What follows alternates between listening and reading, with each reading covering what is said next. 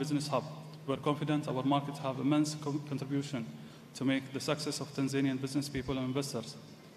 And as we guarantee full support to ensure the UAE will provide the springboard to success. Tanzania's full and active participation in Expo 2020 Dubai has provided an opportunity to intensify dialogue between our private sectors and to create new dimensions to our economic partnership. Let this be the beginning of a new era in the UAE-Tanzania trade and investment cooperation. Wish you all the best in the forum. Thank you.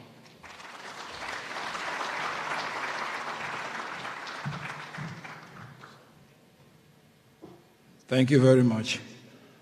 Your Excellencies, ladies and gentlemen, now please, Madam Angelina Ngalula, the chairperson of Tanzania Private Sector Foundation, please, you're welcome for the, Karib San, this one.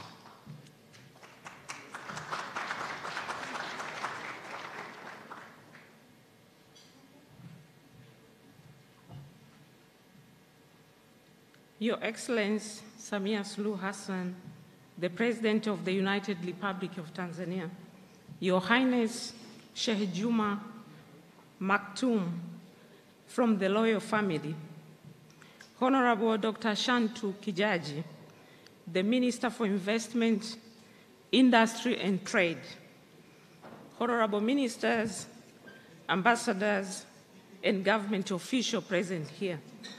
We have also the Secretary General of the Chama Pinduzi, captains of the businesses from Tanzania and the UAE, ladies and gentlemen, habari za mchana, assalamu alaikum. Your Excellency, Madam President, on behalf of the Tanzania Private Sector Foundation, TPSF, we thank you for attending this business forum. Since you took leadership in March last year, you have always insisted on the public-private sector collaboration to advance Tanzania's economic development agenda.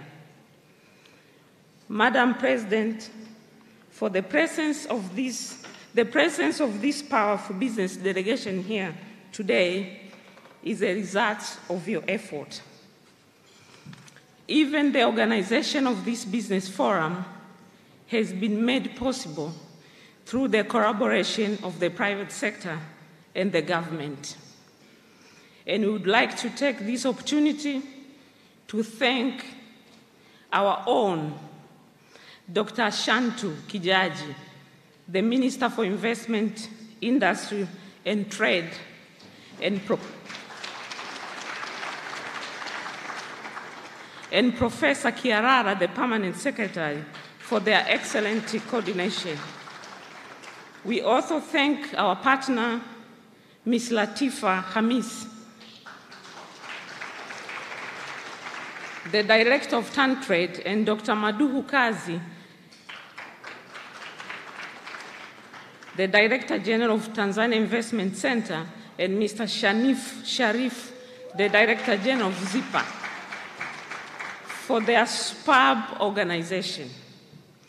Your Excellency, Madam President, over the last 11 months of your leadership, we have witnessed a marked improvement in the business enabling environment for facilitation of trade and investment, and a real commitment to support business and investments in the country. The business world has heard your call, and today in this room, we have over 100 business people from around the globe wanting to invest in Tanzania.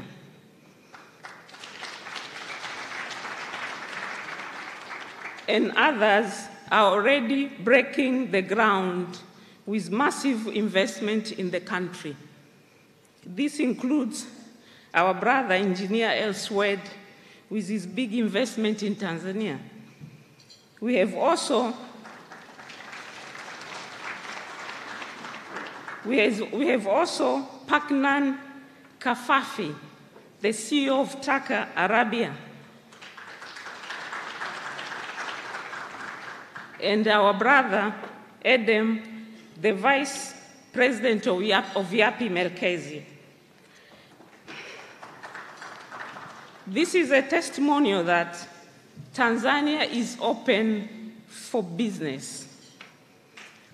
And indeed, Tanzania is ready to take off. Madam President, please allow me to quickly introduce some of the business leaders and representatives that are part of the Tanzania business delegation here today. We have the Tanzania Private Sector Board of Directors. We have Godwill Wanga, the Executive Secretary of the Tanzania National Business Council. We have the President of Chamber of Commerce from Tanzania and from Zanzibar. And we have the Chairperson of the Women Chamber of Commerce and the Chairman of ATOX, Abdul Samad Abdul Rahim.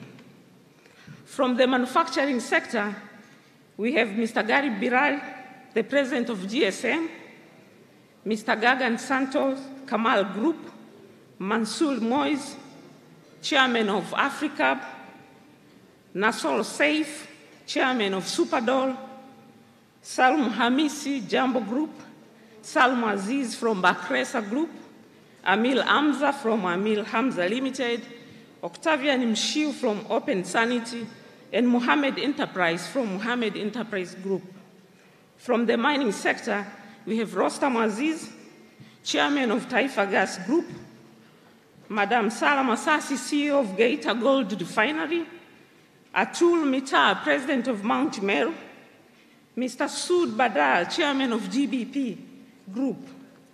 In the transport sector, we have Horace Huey, CEO of TIX, Swara Muhammad, CEO of Silent Ocean, Fuad Jaffa, CEO of Asas Group, Azim Deuj, CEO of Simba Logistics, Ismail Saad, CEO of Usangu, Dr. Judith Muhina, Chairperson of PMM, and from the financial sector, we have Mr. Sabi, CEO of NBC, Abdul Majid Sekela, CEO of CLDB, Ms. Esther Mangenya, CEO of Azania Bank, Luz Daipuna, who is represented, the CEO of NMB Bank. From the tourism sector, we have Wilbord Chambulo, CEO of Tanganyika Wilderness Camp, Mustafa Katul, CEO of Skylink, Vincent Laswai from Kibo Paras, Lobson Laseko, CEO of Duluti, Eric Mashauri Travel Partner, Zainab Ansel Zara, Tanzania Adventure, Susan Mashibe from V Aviation, Rosemary Kachungila, CEO of Equit, Satbil Hanspo, CEO of Hanspo Group. In construction, we have the chairman of Yapi Melkez, Mr. Adam. We have Mr. Mringo, chairman of DEM Group. We have Maida Waziri, the CEO of Ibra Contractor. In agriculture, we have Jacqueline Mkindi, the CEO of TAR Group. Madam Dio. We have Mek Sadiq, Madam Dio from PAN Tanzania Agricultural Development, Geso Bajuta from Bajuta International. In the service sector, we have Godfrey Magila from Magila Tech, Honorable Sylvester Coker, Chairman of SF Group, Mr. Joseph Kusaga, CEO of Crowds Media, Mr. Mustafa Hassanari from CEO 361 Degree, Samil Abdai, CEO of Shoppers Plaza. From Zanzibar, we have Honorable Taufik, Chairman of Vigo Turkey Group, Mr. Alamul, CEO of Fishermen, Tours and Travel, Mr. Zanki from Zanki Aqua Farms. From Tanzania Startups, we have Fahad Abdallah, CEO of Trescott, and we have William Msheri from Vijana Think Tank. Your Excellency, ladies and gentlemen, let me again thank Her Excellency President Samia Suluhu Hassan and all of you for your time. We look forward to further discussion during the session where we will have an opportunity to share with business and investment opportunity available in Tanzania. Asanteni sana.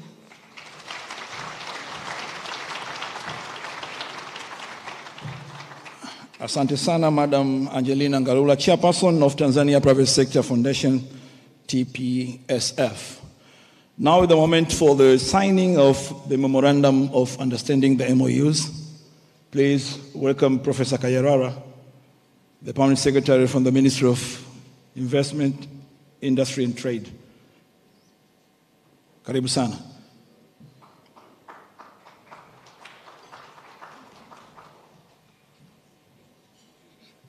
Your Excellency Samia Suluhu Hassan, President of the United Republic of Tanzania, it's a time now to witness signing of the MOUs and agreements for companies which have reached the initial agreement to put something as a commitment. As I said, we have 36 MOUs which have the following segments. We have 12 MOUs which will be signed between the government of Tanzania and public institutions with either government institutions or private institutions. The second group, we have 23 MOUs that will be signed between the ministries. Sorry, these are private companies with private companies, and one MOU between the revolutionary government of Zanzibar and a private company, Mr. Ahmed El Sweet, development of conventional center. So the procedure will be, we call these in groups. The first group will be signing of the contracts between the DP World with the Tanzania Port Authority and the Ministry of Energy. They have 3 projects. One is for petroleum storage, and 2 is improvement of the port services, which entails improvement of the ICT, improvement of the infrastructure, and other related tasks that will be agreed upon. So at this group, because of the space, we expect those who are signing to come forward for the DP World part and Tanzania Port Authority and the Ministry of Energy. At least one who will be signing and the witnesses. For the government of Tanzania, we have the Attorney General Representative and the Minister, Honorable Makamba. I hope you should witness what is being signed. Thank you very much.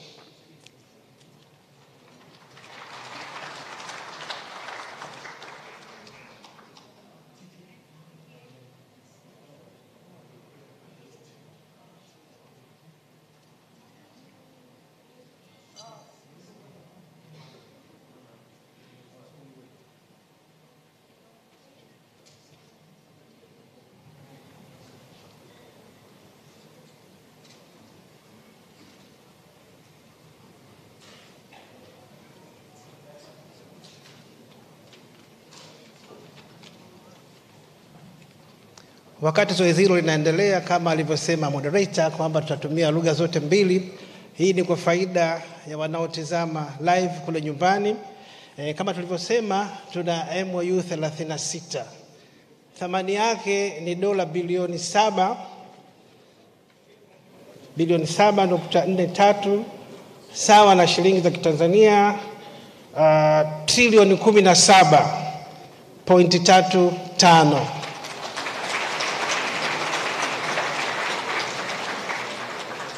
Kwa hiyo kundi la kwanza ni wenzetu wa bandari wakisainiana na DP World, na lengo ni kuondoa msongamano tunaoona pale bandarini na tatizo kubwa la mifumo kuto kusomana. Tuna imani kwamba mkataba huo utakuwa ni tiba ya tatizo hilo kubwa.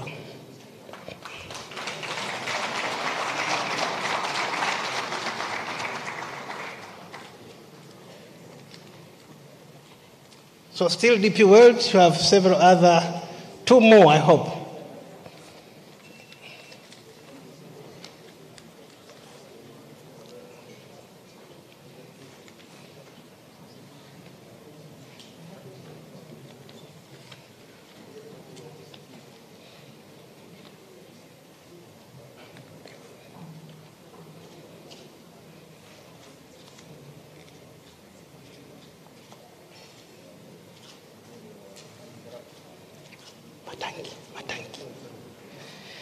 Mkataba unaofuata ni wa ujenzi wa fuel terminal ambayo itasaidia katika kuhifadhi mafuta, lakini lengo ni kupunguza bei ya mafuta. Tutapokuwa tunahifadhi mafuta, tuna uwezo wa kupata mafuta na kuwa na akiba kubwa, na vile vile kusaidia katika kudhibiti bei ya mafuta kwa maana ya petroli na diesel.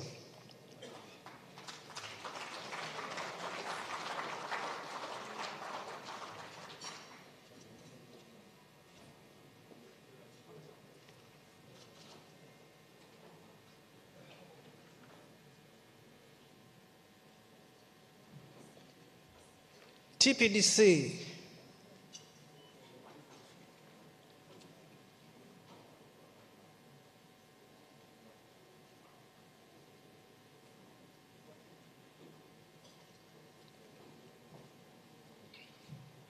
TPCD with the ADNOC company.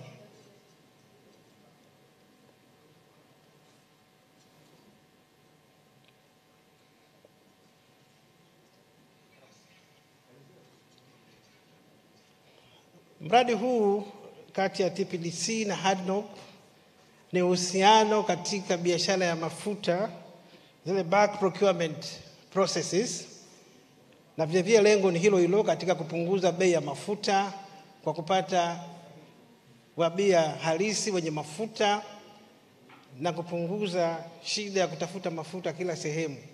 Wenzetu wana mafuta mengi, asilimia kubwa ya mafuta duniani inatokea huku. Kwa hiyo tuna imani itasaidia katika tatizo kubwa la bei ya mafuta na kuipa uwezo TPDC katika biashara ya mafuta.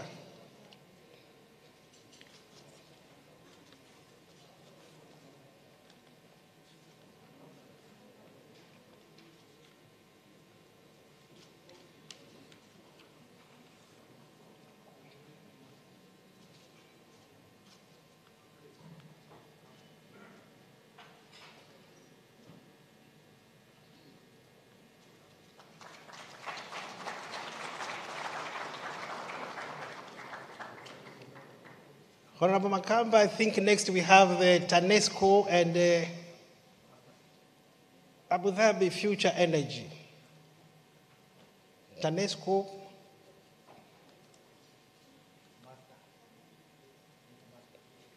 Kampuni inaitwa Mazda. Na lengo ni uwekezaji katika umeme, wanaita green energy.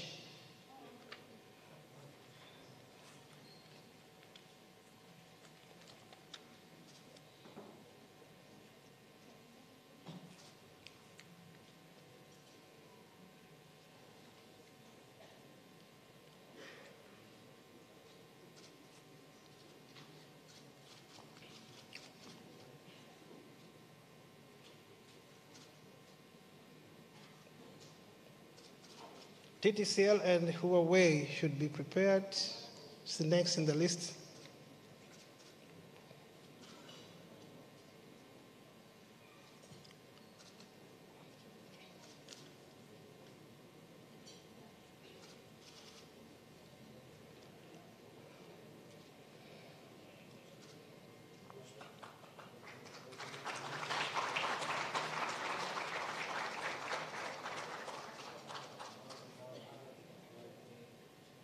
Next, we have TTCL and Huawei Company. This is a project on ICT.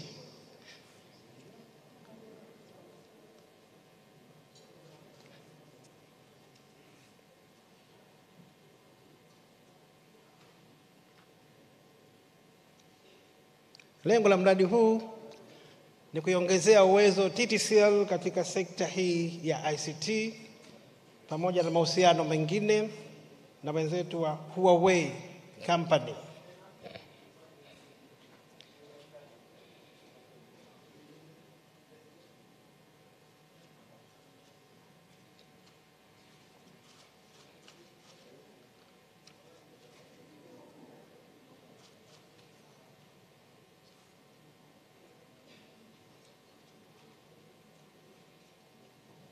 And we have got other MOU with the Ministry of Information, so those who are responsible for signing should get prepared.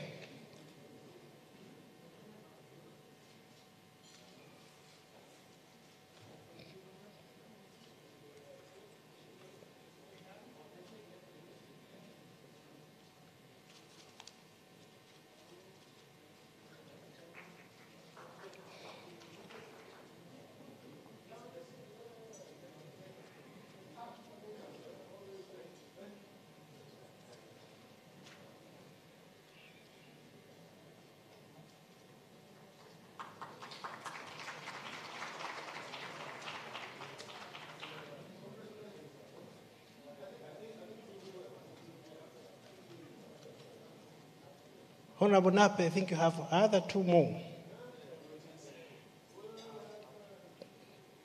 TSN? No, not TSN.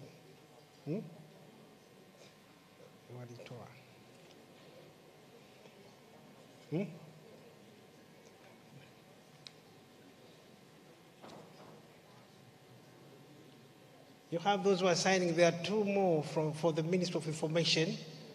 They are ready for signing.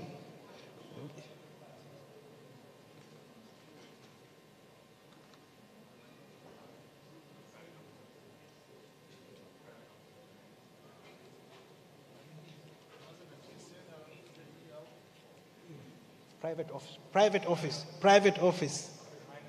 Yes, you have two contracts. One. Okay, thank you.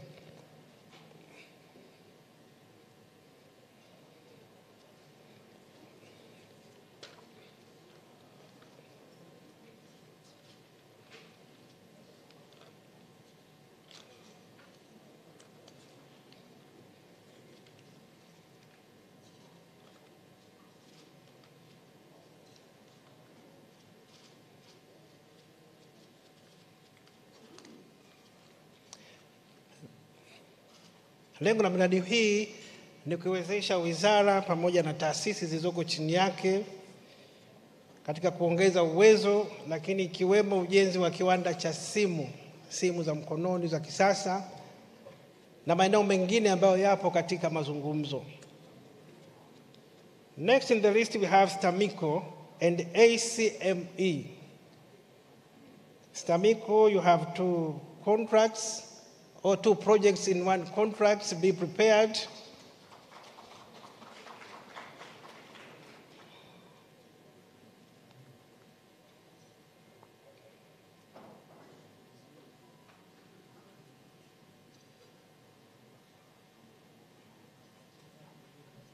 STAMICO,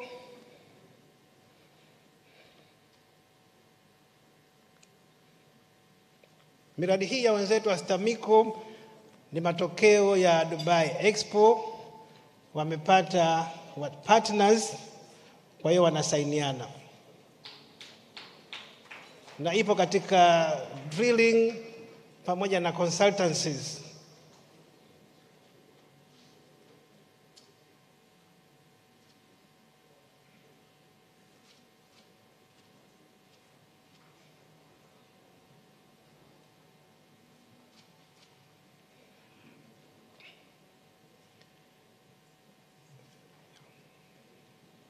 Honorable Nape, wait, you still have one more for Tanzania newspapers, TSN.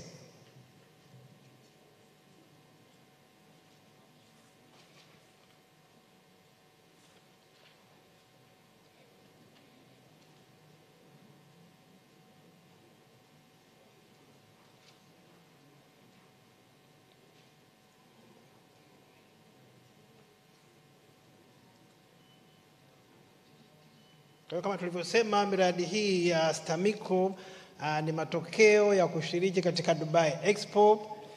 Wamepata partners katika kazi wanazozifanya, zitaongezea uwezo kwa maana ya kupewa pesa, lakini vile vile masuala ya teknolojia.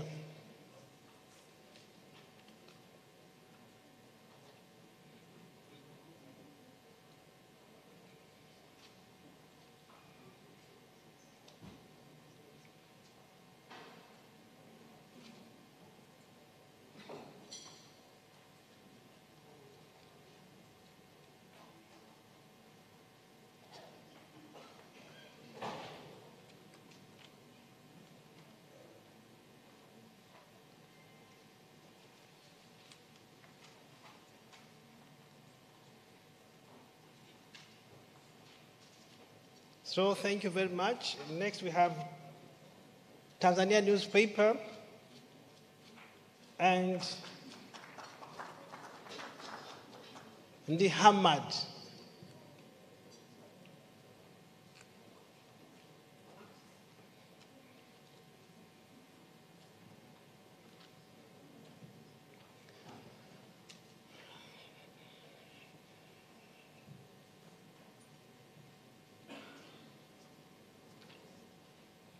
Ushirikiano huu wa Tanzania newspaper ni matokeo ya Dubai Expo na ushirikiano katika shughuli mbalimbali ambazo wanazifanya. Wamepata partners. Yangu maelezo yake ya waziri wangu. Kwa hiyo wanatiliana sahihi mikataba hiyo kama kufungua mahusiano kwa shughuli ambazo TSN wanazifanya. The Minister of Agriculture should be prepared. You have 4 MOUs.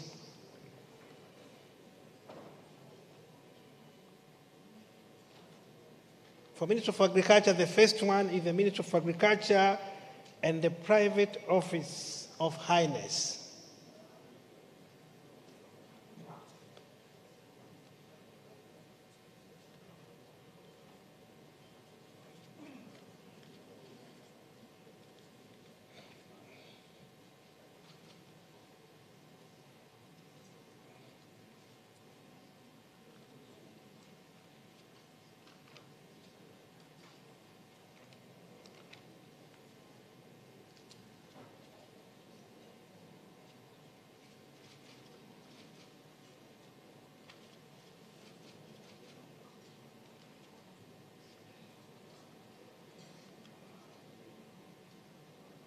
Next is the Minister of Agriculture and the Highness Office.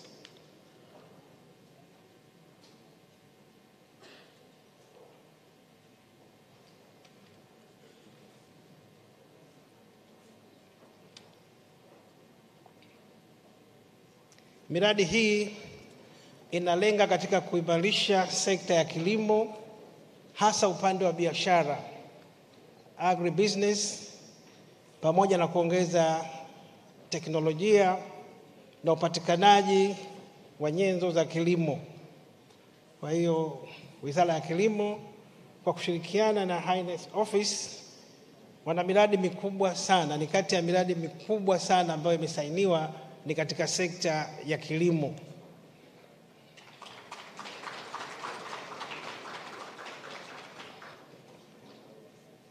Mheshimiwa Basha akiniruhusu, mradi wa chini kabisa ni dola milioni 500. Kwa ni miradi ya thamani kubwa sana.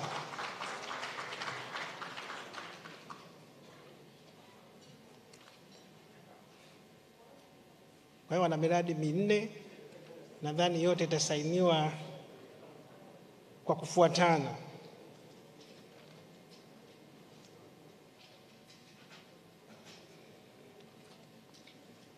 The next project is Ministry of Agriculture with AfriTrade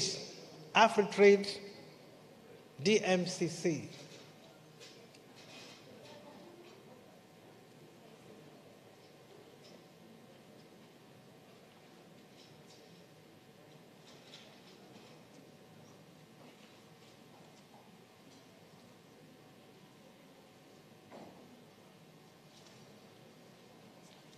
Mradi huu nao ni mkubwa, ni matokeo ya Dubai Expo, unalenga katika kuimarisha biashara katika kilimo, kufungua soko la bidhaa za Tanzania katika nchi za Middle East na sehemu mbalimbali duniani, lakini vile vile kuongeza uwezo wa wawekezaji, wakulima na wafanyabiashara katika sekta hii kwa upande wa Tanzania. Kwa hiyo mikataba ambayo inasainiwa hivi sasa kati ya Wizara ya Kilimo na AfriTrade DMCC.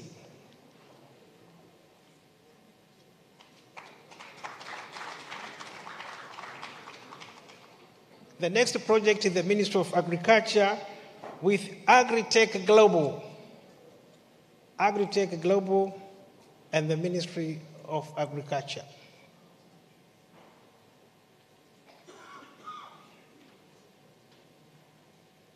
Agritech Global and the Ministry of Agriculture.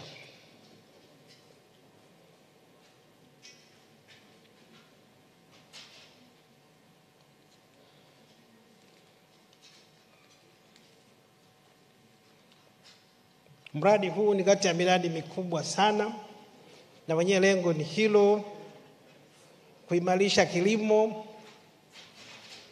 kuongeza biashara ya kilimo katika soko la dunia, na vile vile kufungua fursa kwa wakulima katika masoko ya dunia.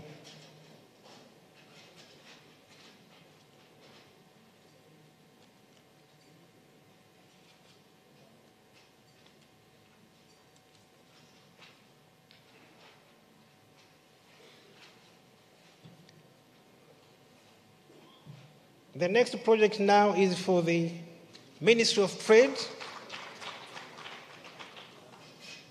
Ministry of Trade in Zanzibar with the Elswid Company. Agriculture, you still have one more. I think, yeah, you will be called. Private, if you can finish it here, fine. The private office with the Ministry of Agriculture. You are done. Thank you. Now we have the Ministry of Trade, Zanzibar, and Elswid Company.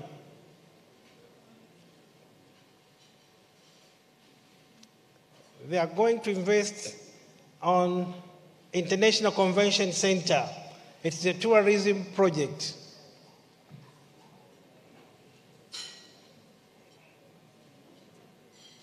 Mradi huu upo katika sekta ya utalii, kuongeza utalii.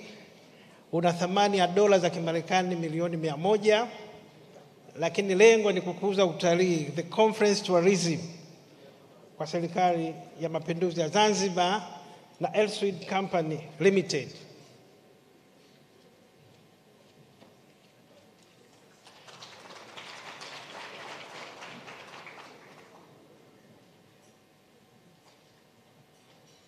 The next project is via aviation and JETEX FZE. Via aviation and JETEX FZE.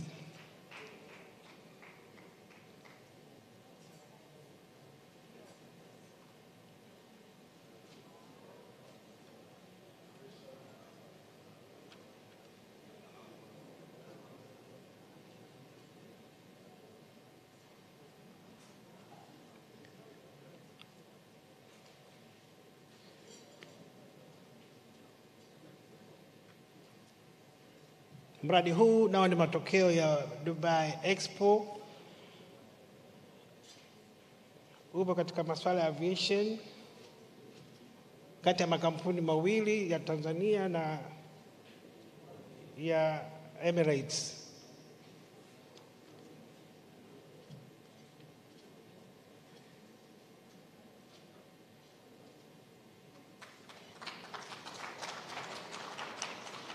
Next we have Terra Commodities and Transworld Aviation, FZE. Terra Commodities and Transworld Aviation, FZE.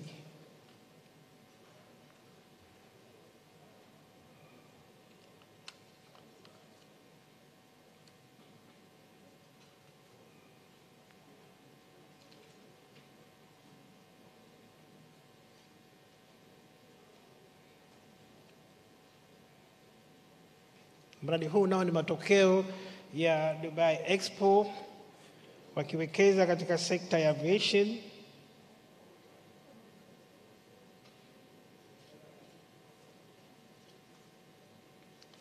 Kamal Alloys and GBSN should be prepared, along with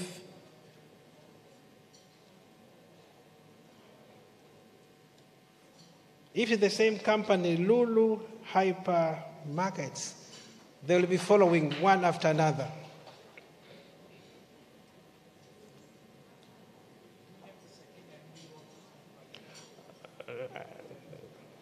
If it comes, we'll call you. We are following a certain order. The next is Kamal Alloys and GBSN. Miradi hii inalenga katika kukuza biashara kati ya Tanzania na Emirates, ikiwemo uuzaji wa bidhaa katika supermarkets.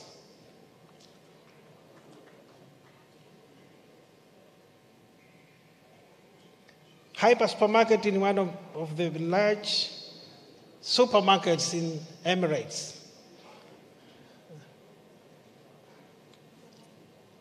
They have interest to invest in supply of cashew nuts and other agro-processed products from Tanzania to Emirates.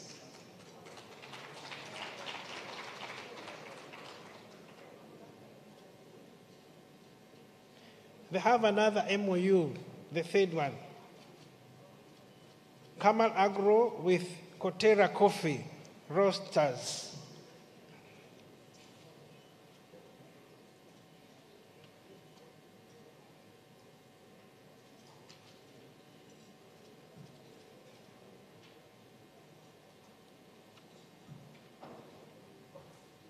Kama tulivyosema, miradi hii inalenga katika kukuza uuzaji wa bidhaa katika supermarkets za Emirates kutoka Tanzania, lakini wameanza na coffee na cashew nuts.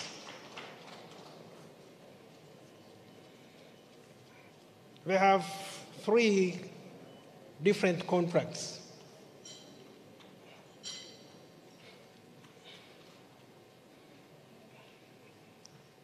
Na makubaliano hayo ni matokeo ya Dubai Expo kama tulivyosema, na lengo ni kukuza kilimo kwa kuongeza thamani na kuuza nje ya nchi.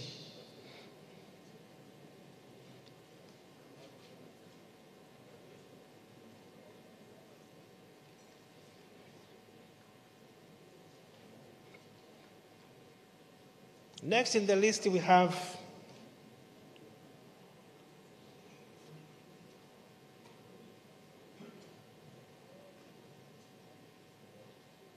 Sino. Next in the group we have the Sino Tan Kibaha Industrial Park. This is a park which has attracted a number of investors who will be investing in the park. It will be developed by the Group 6 and partners from China. The name of the park is the Sino Tan Kiba Industrial Park. Be prepared.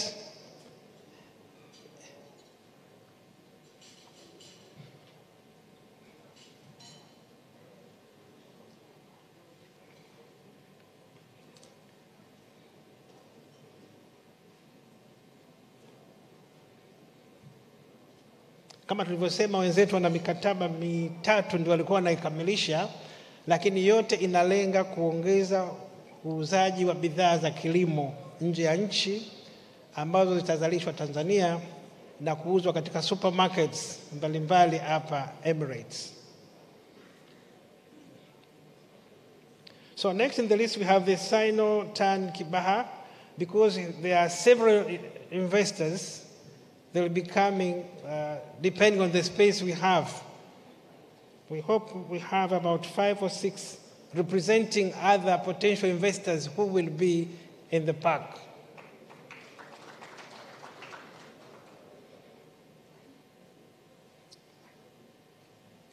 Sino Tan Kibaha Park.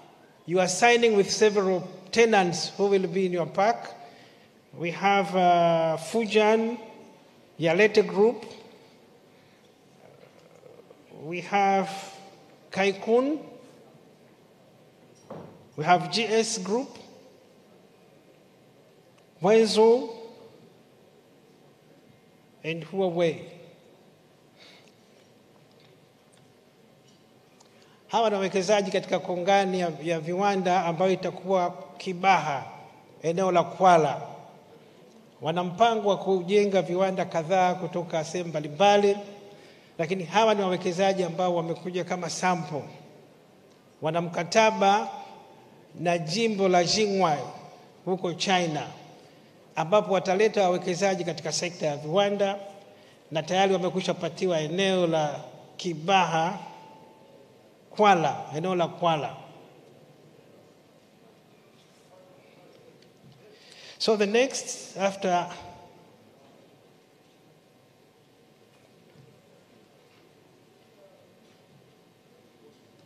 so Sino, I hope you are still completing.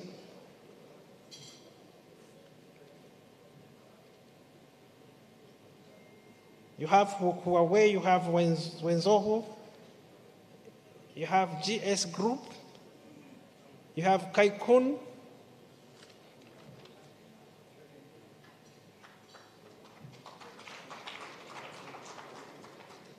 you have Yalete Group.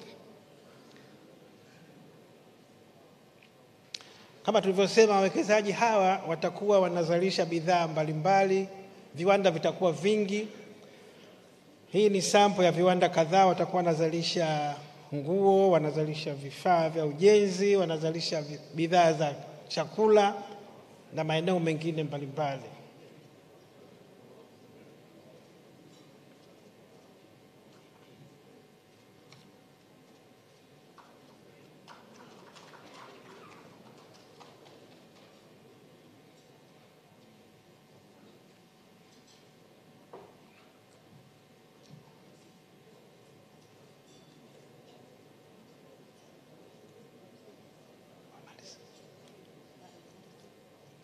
Yes, Group 6 is still continuing. There are several. These will be tenants within the industrial park. Ni viwanda ambavyo vitakuwa katika kongani ya viwanda, eneo la Kwala, mkoa wa Pwani. Na tayari wamekushapatiwa ardhi katika eneo la Kwala. Wanataka kujenga industrial park ya ukubwa square kilomita 1.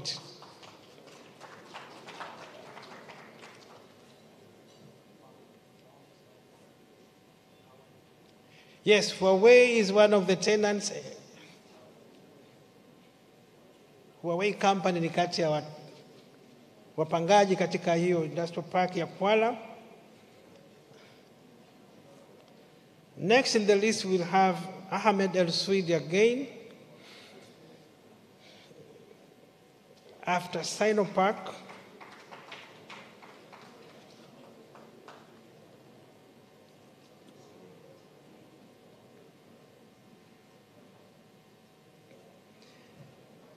Ahmed El Swidi, that's an industrial park in Kigamboni. He has some tenants who will be using his park. We have the Roots Commodities and the pharmaceutical, I think, should also come. They have two representing. Wawekezaji hawa watakuwa eneo la Kisarawe 2 Kigamboni. Wana mpango wa kujenga viwanda 100 katika hiyo park, na wameshaanza kumobilize wapangaji watakaokuwa katika hizo park, na baadhi ndio wanasaini katika mikataba hii. Kuna watakaowekeza katika madawa, the pharmaceutical industries, and those who will be investing in food processing. Mradi wa madawa unatarajiwa kuingiza viwanda zaidi ya 10 katika zone moja kwenye hizo parks. Kwa hiyo anayesaini ni mtu wa Dubai kwa niaba ya wenzake, wakishuhudiwa na Ahmed El Swid ambaye ndio mwekezaji mkubwa katika eneo hilo, na Mr. Ibrahim ambaye ndio mkurugenzi wa Afrika Mashariki katika kampuni hiyo.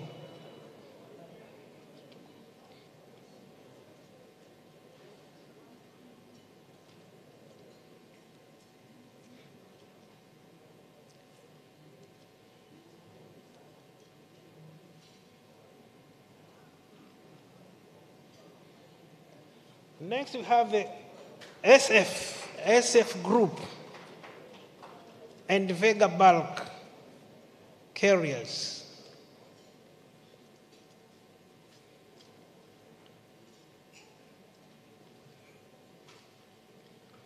SF Group and Vega Bulk Carriers.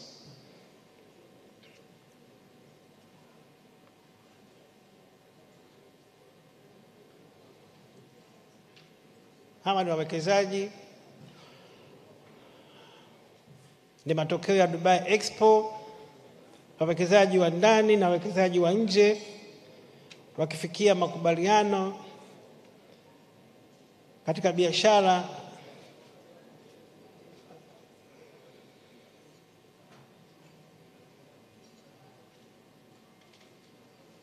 na lengo ni kukuza biashara na mauzo ya nje pamoja na kuimarisha teknolojia na upatikanaji wa mitaji kwa sekta binafsi.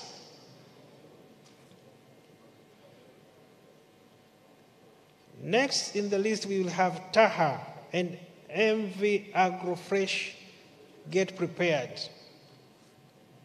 Tanzania Horticulture Association.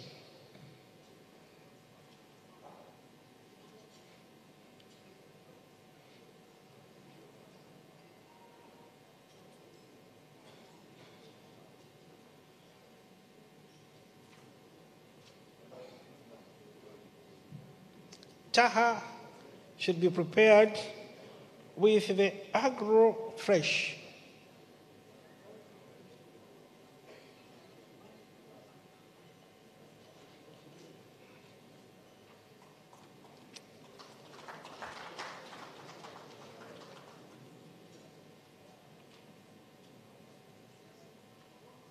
TAHA and Agrofresh.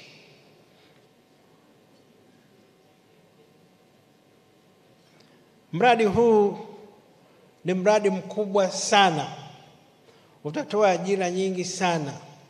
Walipotuletea tukasema tuzipunguze kwanza ili waanze, lakini ajira ni kubwa na lengo ni kufungua soko la horticulture products kwenda India.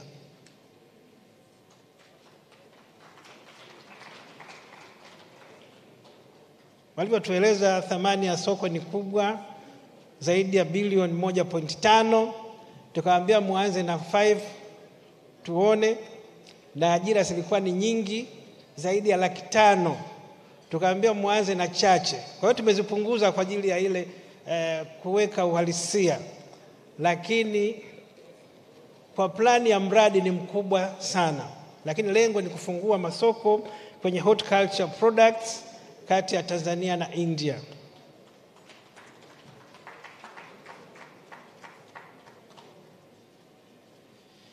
Next we have Terra Commodities and Transworld Aviation.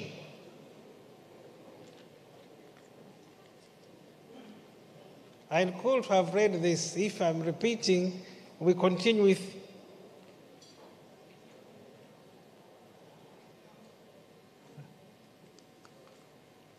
you have another MOU. Terra Commodities and Transworld Aviation.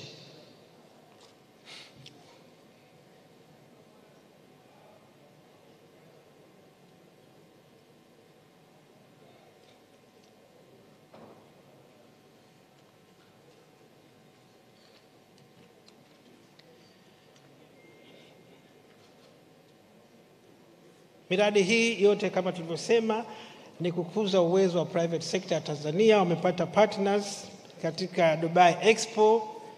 Lengo ni kuongeza mitaji, kuongeza teknolojia na uwezo katika sekta yao. Next we have Rokosan, Revere and Selfina Com.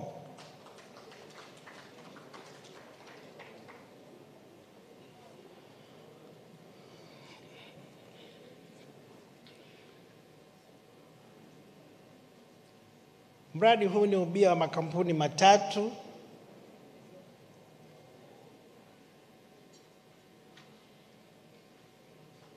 Kuna wenzetu wanatoka Slovak, kuna na Tanzania, makampuni mawili tofauti.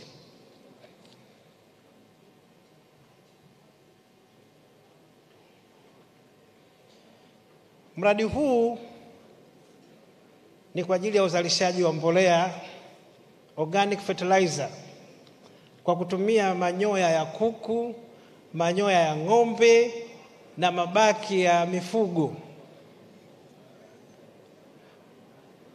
Kwa mujibu wa andiko lao la mradi ambao tulipitia, wana uwezo wa kutoa ajira sana katika maeneo yenye mifugo, wanahitaji kwato za ng'ombe, wanahitaji pembe za ng'ombe, wanahitaji manyoya ya kuku. Na kwa kuanzia walisema watawekeza euro milioni 2 ili kukuza vikundi vya vijana kufuga kuku ili wapate manyoya. Na vile vile watashirikiana na taasisi zetu za kilimo kikiwepo chuo kikuu cha Sokoine.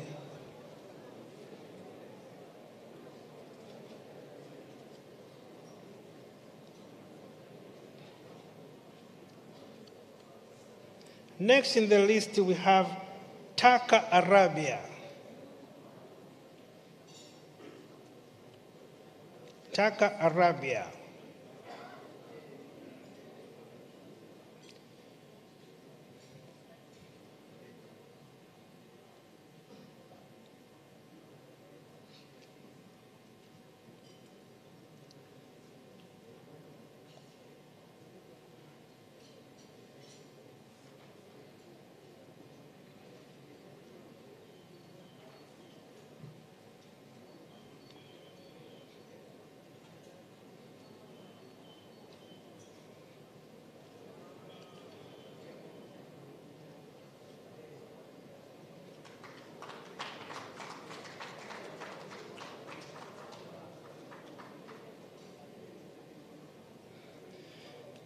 Next, we have Taka Arabia.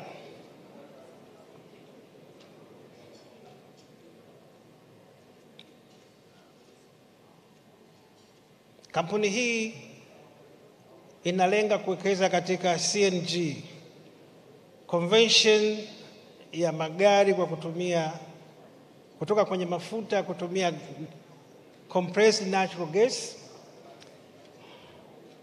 Na wapo katika hatua za awali za mazungumzo na taasisi mbalimbali za serikali. Kwa hiyo hapa amekuja kufanya commitments kwamba wako tayari katika uwekezaji huo.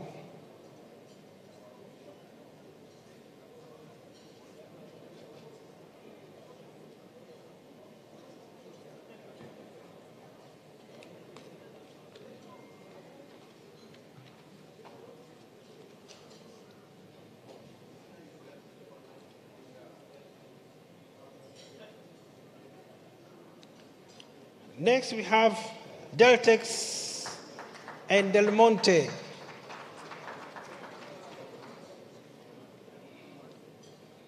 Deltex and Del Monte.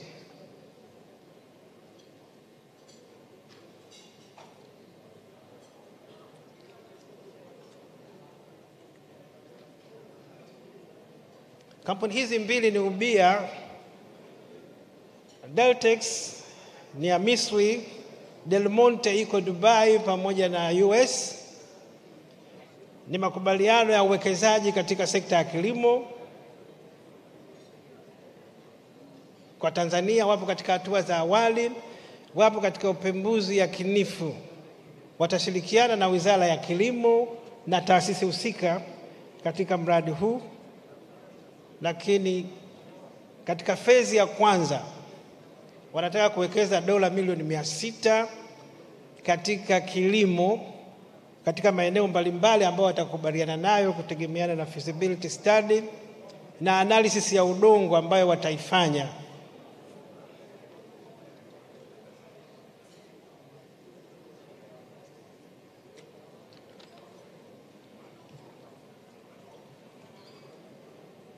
Lakini vile vile mradi unalenga katika kuongeza uwezo wa kuuza bidhaa za kilimo nje ya nchi.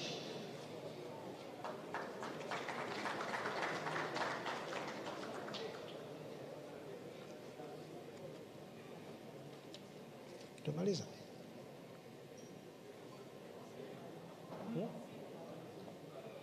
Sino, we still have some Sino and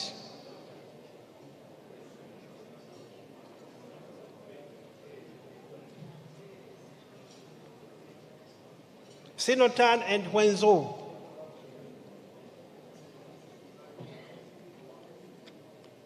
These are tenants within the industrial park.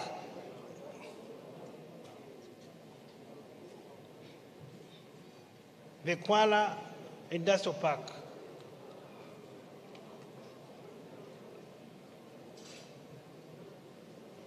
And I think that should be the last MOUs to be signed.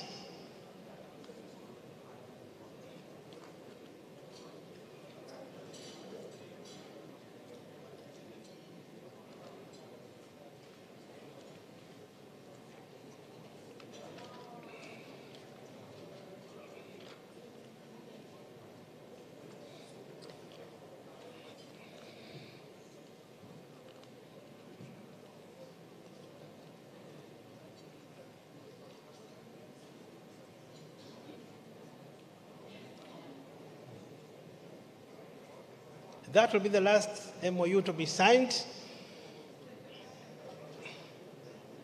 Hawa wanataka kuzalisha steel katika industrial park ya Kuala iliyopo Kibaha.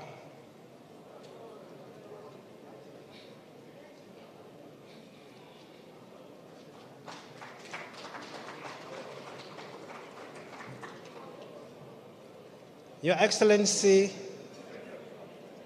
President Samia Suluhu Hassan, that marks the end of the signing ceremony.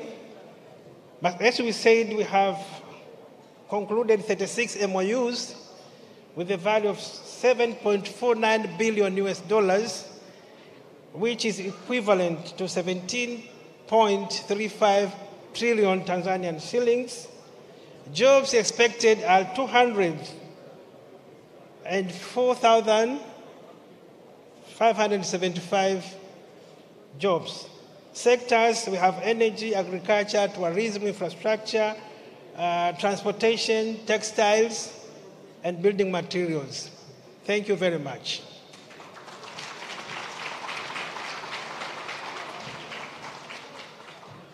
Thank you very much, Professor. Asante sana, Professor Kayarara. Your Excellency, Madam President, Your Highness, ladies and gentlemen, let's have a few minutes to watch this country video from Tanzania that will show the investment opportunity in Tanzania mainland and in Zanzibar. Thank you very much.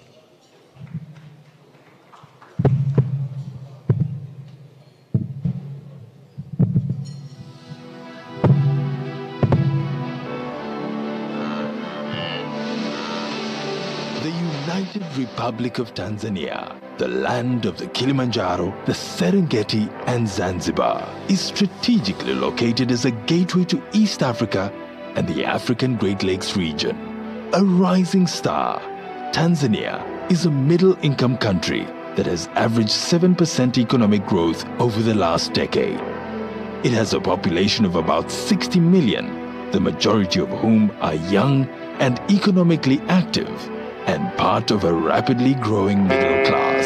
Accessible through the Indian Ocean, Tanzania connects to 6 landlocked countries. It also offers access to a sizable market of about 177 million people in the East African community and 350 million people in the SADC region.